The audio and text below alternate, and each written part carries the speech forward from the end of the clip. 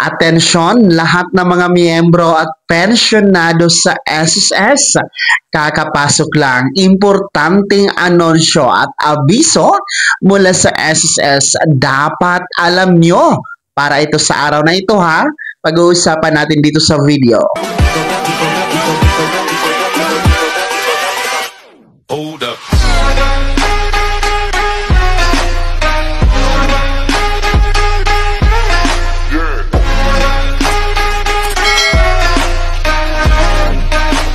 Hello mga ka-vlogs! Welcome dito sa aking YouTube channel. Magandang araw po sa lahat ng mga manonood. Saan po kayong dako sa mundo? Kumusta mga ka-vlogs?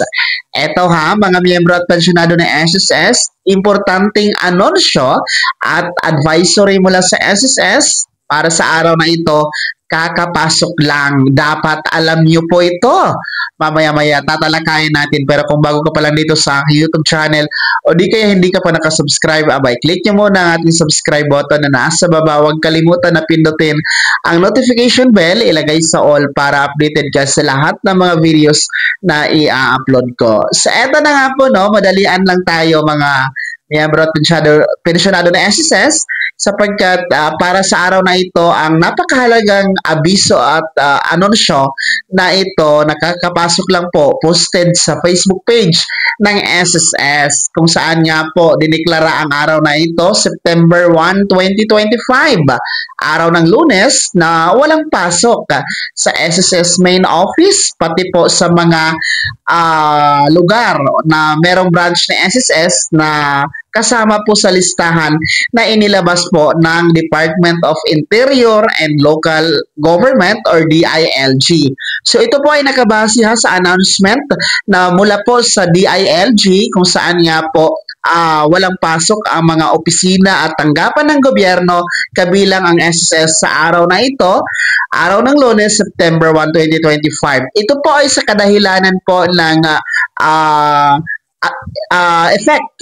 epekto sa masamang panahon dulot nga po sa dito sa low pressure area na sa kasalukuyan ay nasa Luzon po mga ka-vlogs. At dahil nga po dito sa low pressure area na ito sa sama ng panahon ay maaaring magdulot po ng malalakas na ulan at matinding pagbaha po. Kaya nga po suspendido ang mga tanggapan ng gobyerno kabilang ang SSS main office at yung ating mga branches dyan sa Metro Manila, in Albay, Antique, Bulacan, Camarines Norte, Camarines Sur, Catanduanes, Cavite, Laguna, Masbate, Negros Occidental, Northern Samar, Occidental Mindoro, Pampanga, Quezon, Rizal at Sorsogon.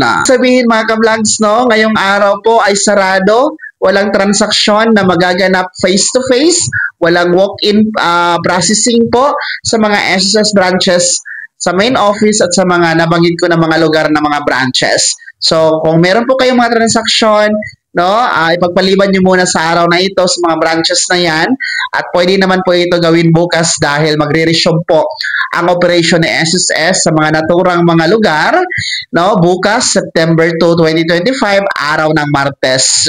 So as of now, pwede nyo pong i-access sa inyong My.SSS account kung meron kayong mga online transactions, no, instead na pumunta kayo sa mga branches ng mga affected areas na yan para hindi masayang ang inyong oras, ang inyong panahon, ang inyong pamasahe, no?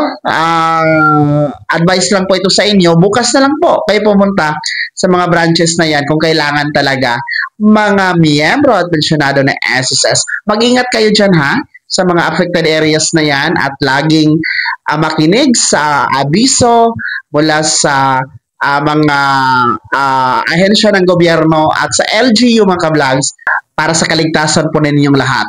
Kaya naman mga SSS members and pensioners, yan po ang ating importanteng anunsyo at abiso mula po sa SSS para sa araw na ito.